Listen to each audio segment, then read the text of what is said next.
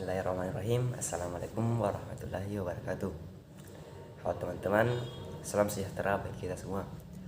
Baik, perkenalkan nama saya Rian Nur Ramadana Putra, salah satu mahasiswa dari Universitas Negeri Makassar, program studi Pendidikan Administrasi Perkantoran, Fakultas Ilmu Sosial dan Hukum.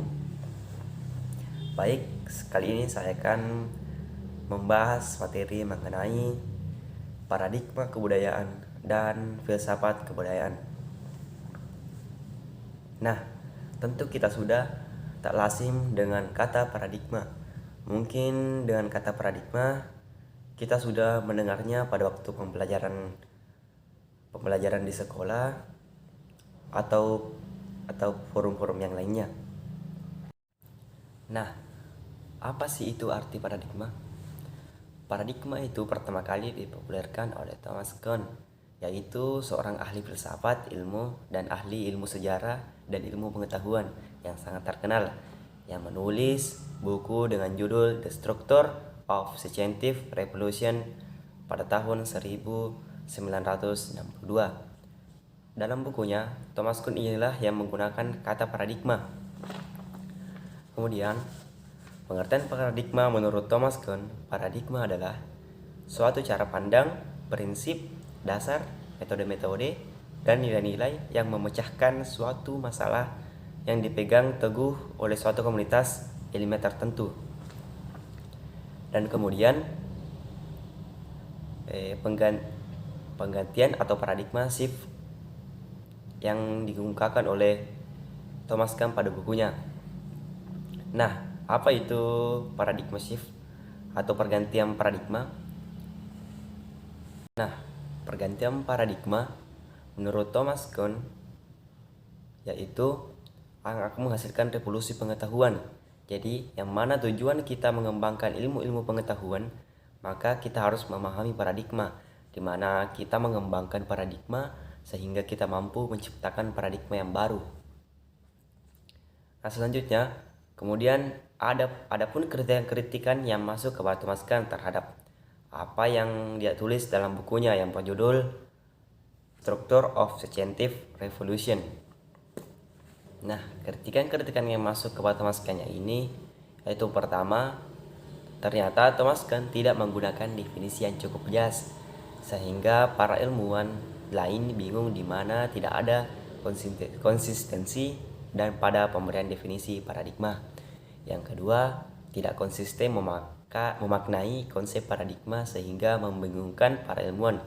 Di mana hal ini Thomas Kuhn dalam bukunya memaknai konsep paradigma yang tidak konsisten, di mana Thomas Kuhn tidak sadar memaknai konsep paradigma kurang lebih 21 definisi paradigma, sehingga hal ini yang membuat tidak konsistensinya Thomas Kuhn terhadap bukunya.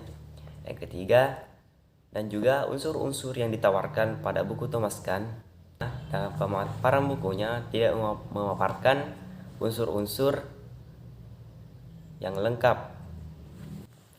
Sedangkan definisi menurut Pak Hedi Haisma Putra, di mana Pak Hedi menyatakan bahwa paradigma adalah seperangkat konsep yang berhubungan satu sama lain secara logis, membentuk suatu kerangka pemikiran yang berfungsi untuk memahami, menafsirkan, dan menjelaskan kenyataan dan masalah yang dihadapi. Dalam definisi tersebut dipaparkan Pak Hedi, di mana paradigma merupakan seperangkat unsur-unsur berupa konsep-konsep yang saling berhubungan pada tataran logika pikiran, sehingga dapat disimpulkan bahwa paradigma merupakan kerangka pikiran, kerangka teori, dan kerangka konseptual. Baik, selanjutnya kita bahas mengenai kerangka pemikiran tentang kebudayaan, di mana kita akan membahas mengenai suatu pandangan kebudayaan, kemudian pandangan tentang asal kebudayaan, pandangan tentang fungsi kebudayaan, serta pandangan tentang proses kebudayaan. Untuk yang pertama, kita akan membahas tentang definisi kebudayaan. Apa sih itu definisi kebudayaan? Di mana kebudayaannya hanya terdapat pada manusia, yang membuat kita timbul pertanyaan, Jika hewan tidak memiliki kebudayaan, lantas apa bedanya dengan manusia? Ada seorang ahli filsafat simbol yaitu Ernest Cassirer dalam bukunya yang berjudul An Essay on Man, di mana yang dapat membedakan manusia dengan hewan, yaitu kemampuan manusia dengan simbolisasi yang membedakan kita dengan makhluk lainnya. Dilihat dari kemampuan kita menciptakan simbol-simbol dan menggunakan simbol-simbol tersebut. Apa itu simbol? Menurut para ahli antropologi, termasuk ahli filsafat, simbol adalah segala sesuatu yang dimaknai atau segala sesuatu yang kita beri makna. Contohnya, itu bunyi-bunyi yang diberi makna sehingga kita mampu mengerti bunyi-bunyi tersebut. Itulah contoh dari simbol-simbol sebagai sesuatu yang dimaknai. Kemudian, wujud-wujud kebudayaan terdiri dari 4. Nah, wujud kebudayaan terdiri dari 4. Yang pertama, wujud material atau fisik. Contohnya rumah, HP, motor, laptop, mobil. Itu merupakan wujud kebudayaan yang berbentuk fisik. Yang kedua, wujud perilaku. Seperti contohnya perilaku kita seperti makan, minum, kuliah, diskusi, dan aktivitas yang lainnya. Itu merupakan sebuah perilaku. Apa bedanya perilaku dengan material? Material itu relatif tetap, sedangkan perilaku itu cepat berubah-ubah.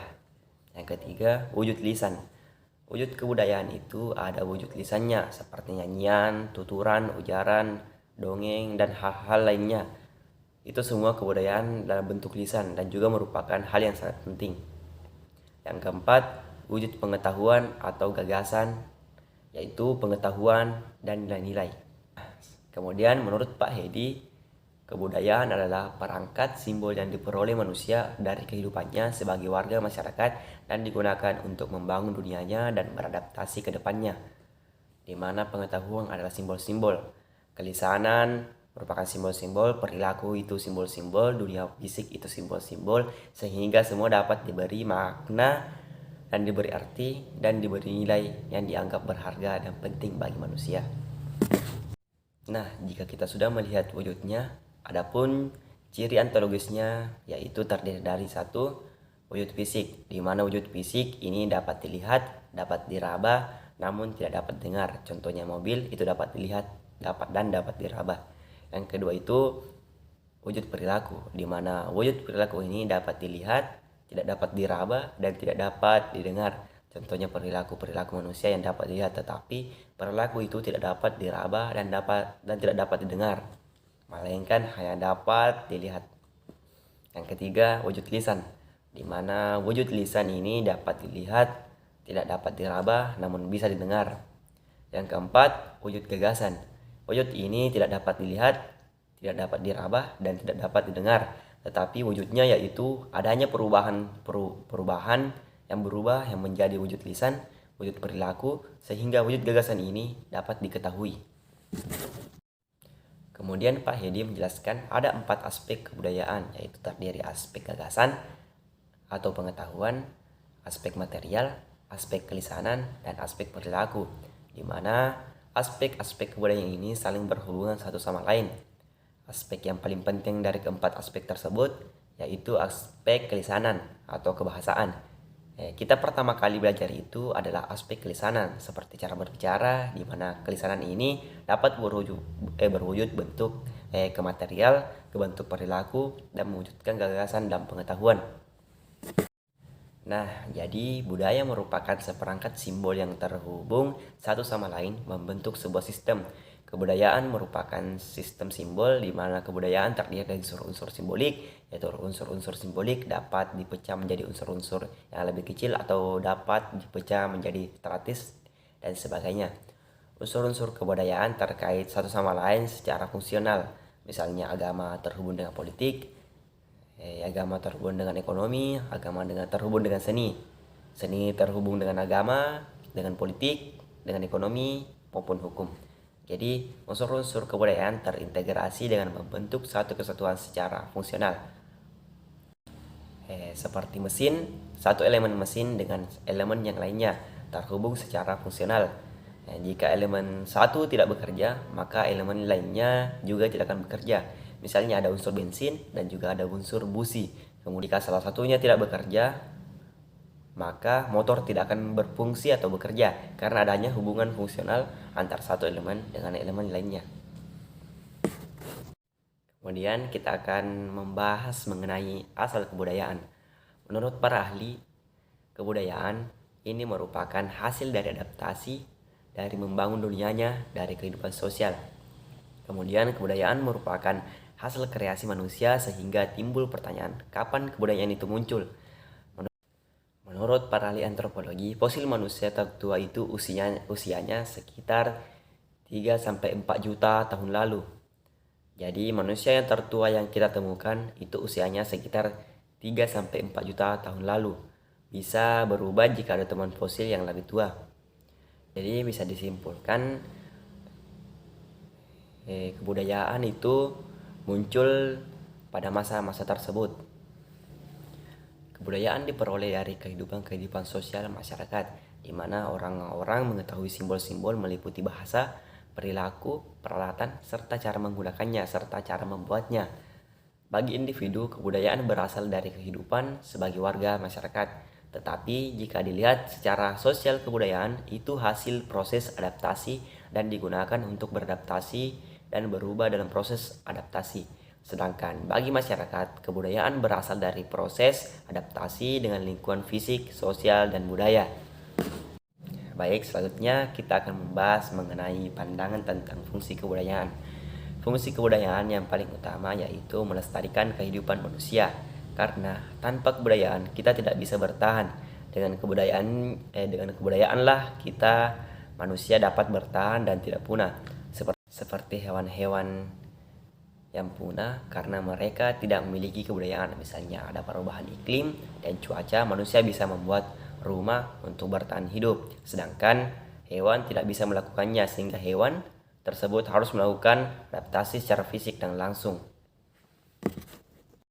Selanjutnya kita akan membahas mengenai pandangan tentang proses kebudayaan. Dalam pandangan tentang proses kebudayaan terdapat 3 proses yang meliputi. Yang pertama, inovasi, difusi, dan evolusi. Proses adaptasi kebudayaan ini dimana dimulai dari inovasi, yakni perubahan unsur-unsur kebudayaan seperti inovasi buat laptop, motor, inovasi teknologi lainnya. Kemudian inovasi bersumber pada individu dan kelompok-kelompok kecil lalu disebarkan, kemudian adanya proses difusi kebudayaan. Selanjutnya terjadilah perubahan kebudayaan atau yang biasa disebut terjadinya evolusi maupun revolusi kebudayaan. Evolusi kebudayaan merupakan proses perubahan relatif berjalan lambat berbanding terbalik dengan revolusi kebudayaan, di mana revolusi kebudayaan merupakan proses perubahan kebudayaan yang berjalan relatif cepat. Contohnya kita dapat melihat candi, yaitu Candi Dieng yang lebih sederhana dan lebih kompleks daripada Candi Borobudur dan Prambanan. Candi Dieng ini merupakan hasil inovasi, kemudian adanya proses difusi, dan kemudian adanya evolusi kebudayaan yang relatif sederhana dan menuju lebih kompleks. Dari situlah kita melihat adanya perubahan evolusi menjadi peradaban.